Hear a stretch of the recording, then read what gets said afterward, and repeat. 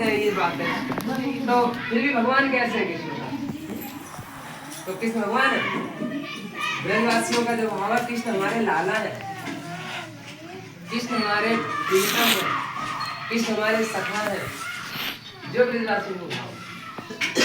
और जो भाव जब तक ना आए वो तब तक ब्रज में जन्म तो लिए हैं उनकी कृपा से बहुत श्रेष्ठ, लेकिन फिर ब्रजवासी नहीं बन पाए भागवतम के हिसाब से। वैसे तो ब्रजवासी ब्रज में जन्म लिया, लेकिन शास्त्र के हिसाब से ब्रजवासी तब बनेंगे जब कृष्ण के साथ हमारा संबंध है कि कृष्ण हमारे लाला है, कृष्ण हमारे प्रियतम है, या कृष्ण हमारे सखा है। अभी तो हमारे जो माता लोग शरीर में है वो समझती होंगी कृष्ण हमारा लाला है, ठीक है, या फिर जो किशोर वयस की स्त्रियां माताएं होंगी वो कहेंगे कृष्ण हमारे प्रियतम है, या जो पुरुष शरीर में है वो कहेंगे कृष्ण हमारे सखा है या कृष्ण हमारे लाला। ऐसे नहीं चलेगा, शरीर कोई मायने नहीं रखता। भक्ति शरीर की वृत्ति नहीं है, भक्ति आत्मा की है। उसमें स्त्री शरीर है, पुरुष शरीर है, इसका कोई विचार शास्त्र में नहीं दिखाया। पशु योनि भी भक्ति कर सकती है, लेकिन अब सुयोग वो नहीं रहा। शास्त्रों में वर्णन है, भागवतम वर्णन है, जब कृष्ण ब्रज छोड़ के मथुरा चले गए। आप लोगों ने सबने सुना होगा कथा। जब कृष्ण ब्रज छोड़ के मथुरा चले गए, उस दिन से लेके जो गाय थी उन्होंने दूध देना बंद कर दिया, बछड़े थे उन्होंने भी दूध पीना बंद कर दिया, गायों ने खाना बंद कर दिया, ब्रजवासियों के घर में किसी के घर में चूल्हे नहीं जले। ऐसा वर्णन है टीकाकारों में। अब क्या वो ब्रजवासी तो जीवित नहीं रहे, सब जीवित थे। जब उद्धव जी वहां गए हैं ब्रज में, तब देखा सारा ब्रज एकदम सब कुछ ठीक ठाक चल रहा है। तो वहां पे वर्णन किया है, अब उद्धव जी ने जब प्रश्न किए हैं तब ब्रजवासी ने कहा है कि हम अब तक शरीर धारण नहीं कर पा रहे, मर तो जाते लेकिन हमें चिंता है लाला माँ कोई वापस आए ना, तो वो देखो वो मर गए तो ना दुख हो, क्योंकि उसके अंदर जो प्रीति है हमारे लिए वो हमेशा रहेगी है, यद्यपि वो हमसे दूर है लेकिन वो दूर नहीं है। इस प्रकार से ब्रजवासी अभी भी शरीर धारण किए हैं, किसके लिए? कृष्ण के प्रतीक्षा में कि कृष्ण आएंगे, लेकिन कृष्ण ब्रज में वापस नहीं आए।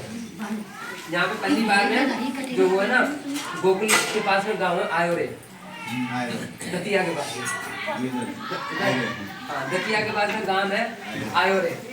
दतिया में जो दंतवक्र का नाम सुनो, बहुत सारे असुर थे तो उन्हें दंतवक्र हुई हो गई, तो दंतवक्र को वध करो भगवान कृष्ण दतिया में। तो वही रास्ते से सब ब्रजवासी देख रहे हैं कृष्ण, तो सब चिल्लाने लगे आयो रे, तो वो गांव को नाम भी आयोरे, अभी भी वो गांव, ठीक है।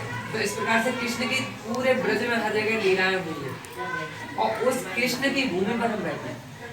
कहाँ बैठे हैं? कृष्ण की भूमि पर। और क्या कर रहे हैं हम? कभी क्या रहे हैं? कृष्ण का ही नाम, कृष्ण का ही कीर्तन। तो इससे बड़ी कोई बात हो सकती है? नहीं होती। अब ऐसा सुयोग हमें मिलकर सारी सुविधाएं हैं, किस चीज की कमी है किसी के पास? अगर कोई कह रही मेरे पास पैसा कम है, ठीक है, मैं थोड़ा दुखी हूँ। अरे मेरे पास पैसा तो है लेकिन थोड़ा और 2-3 घर होते तो मैं सुखी होता, ठीक है, नोट करते रहना। फिर अरे मेरे पास घर तो बहुत सारे हैं, अब थोड़ा और बिजनेस ज़्यादा बढ़ जाता तब मैं सुखी हो जाता। तो आपके कॉन्टेक्ट में सब प्रकार के लोग होंगे, गरीब भी होंगे अमीर भी होंगे। तो गरीब साहब ने पूछा सुखी है, उसने क्या कहा है? तो बेचारा पैसे के लिए दुखी।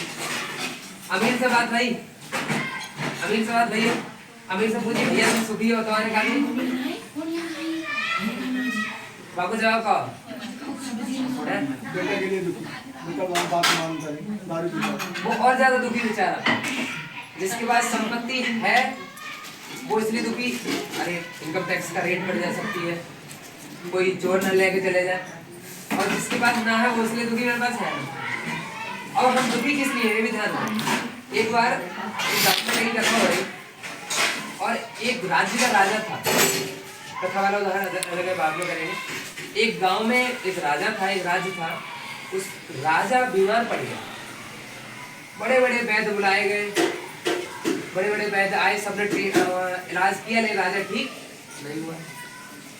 तब वहां पे घूमते घूमते महात्मा जी आए, तो बोले सभी राज दुखी है, सभी प्रजा दुखी है, राजा भी बेचारा बेड पे पड़ा हुआ है।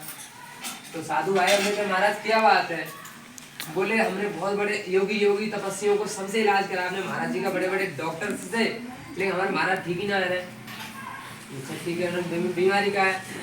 बोले दुखी है। बोले इसका इलाज ठीक है करना पड़ेगा। तो बोले अच्छा तो ऐसा करो, इस राज्य में सेना को भेज दो और कोई ऐसा व्यक्ति ढूंढ के लाओ जो सुखी हो, और जो सुखी व्यक्ति